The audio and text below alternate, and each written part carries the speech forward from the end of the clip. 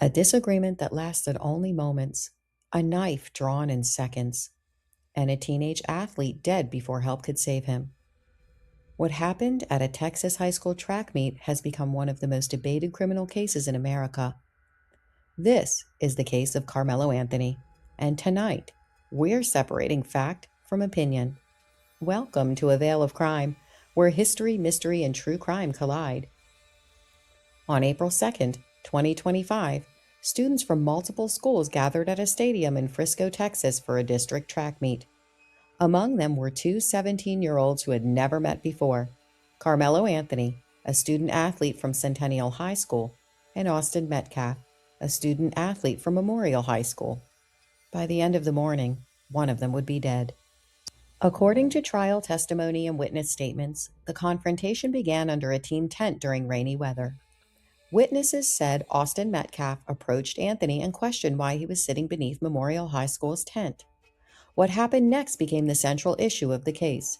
Some witnesses testified that a brief argument followed. Others described Anthony as challenging Metcalf to touch him.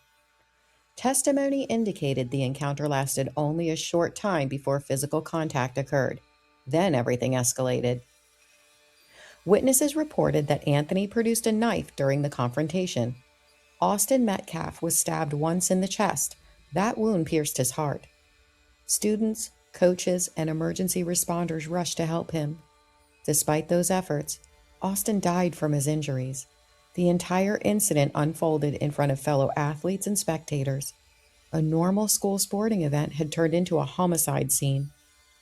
Police quickly detained Anthony. Investigators recovered the knife and collected statements from witnesses who had observed parts of the encounter. Anthony was arrested and charged with murder. From the beginning, there was little dispute that Anthony stabbed Metcalf. The legal battle focused on why. Anthony's defense team argued that he acted in self-defense.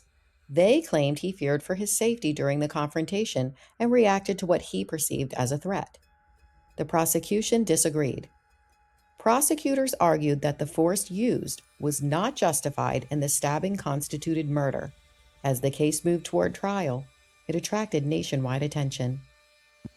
What might have remained a local criminal case exploded across social media.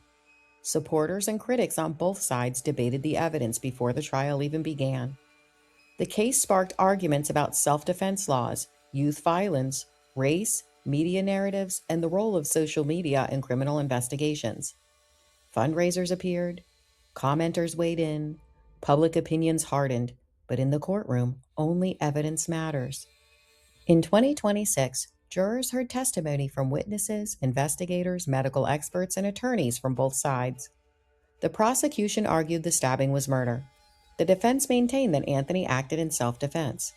After hearing the evidence, the jury rejected the self-defense claim. Karmelo Anthony was found guilty of murder. In June 2026, a Texas jury sentenced Anthony to 35 years in prison. The verdict closed one chapter of the case. But appeals have already begun, meaning the legal process is not necessarily over. Meanwhile, the Metcalf family continues to live with the loss of Austin, a young athlete whose life ended during what should have been an ordinary day at a track meet. The Karmelo Anthony case remains one of the most talked about criminal cases of recent years, not because of a mystery about what happened, but because people continue to disagree about why it happened. The jury reached its conclusion, and history will record the verdict. But the debate surrounding the case is unlikely to disappear anytime soon. What do you think? Let me know in the comments. If you enjoy fact-based true crime with no agenda and no spin, subscribe to A Veil of Crime. And if you'd like to support the channel, consider buying me a coffee. Until next time, stay curious.